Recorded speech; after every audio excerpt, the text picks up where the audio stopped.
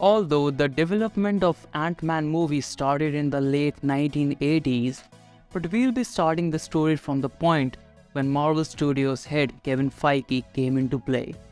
So welcome to Jack of All Movies, and if you haven't subscribed to the channel yet, click the subscribe button now. It was April 2006 when Marvel Studios hired Edgar Wright, the director of Baby Driver, to direct Ant-Man, and also hired Joe Cornish, the writer of Adventures of Tintin, as the co-writer. Although the films I just mentioned were released years later, but I mentioned famous films so you can know about the people I'm talking about. Continuing the story, Edgar Wright's Ant-Man movie was going to show both Hank Pym and Scott Lang in action, like Hank Pym doing all his stuff in flashbacks while Scott is in the present timeline. In March 2008, they completed the first draft of the script. In 2010, Edgar Wright said that Ant-Man movie didn't have a timetable because it's not a major character for Marvel Studios. In 2010 San Diego Comic-Con, Edgar Wright announced that Ant-Man would be an origin movie and would not be released until after the Avengers. In April 2011, they finished the second draft of the script and delivered it to Marvel. Later in 2011, third draft was also done. In 2012 San Diego Comic-Con, Edgar Wright confirmed that the movie would be happening. Disney confirmed November 6, 2015 as the release date. In August 2013, according to Kevin Feige, the script needed some corrections, and Joss Whedon denied that Hank Pym would not be the creator of Ultron. Disney again changed the release date to July 31, 2015.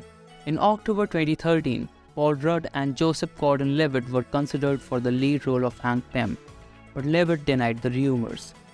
So Paul Rudd was the frontrunner to play Hank Pym. On December 19, Paul Rudd was cast not as Hank Pym but as Scott Lang. Later, Michael Douglas got cast as Hank Pym, and all the other cast members were being cast along the way.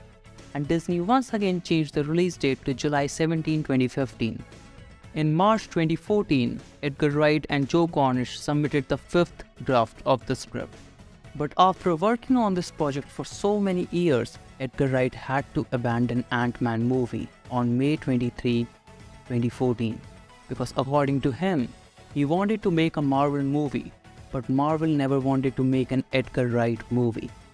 On May 30, 2014, Adam McKay, the director of Anchorman, entered into negotiations to be the next director, but he pulled out of the negotiations out of his respect for Edgar Wright. On June 7, 2014, finally Peyton Reed came in and became the director for Ant-Man. Ant-Man was released on July 17 against Trainwreck and easily conquered the #1 spot domestically with $57.2 million. Ant-Man was carrying a budget of $130 million, and according to the general rule of thumb, the break-even point would be somewhere around $325 million, that is 2.5 times the budget. Ant-Man took a not-so-bad drop in its second weekend by dropping just 56.5% and earning $24.9 million. Ant-Man finished its domestic run with $180.2 million, maintaining a domestic multiplier of 3.15. Overseas collection of $339.1 million gave Ant-Man a worldwide gross of $519.3 million, giving Ant-Man a budget multiplier of 3.99. So that's all for box office story of Ant-Man. What do you think about it? Comment below, subscribe for more, and thanks for watching.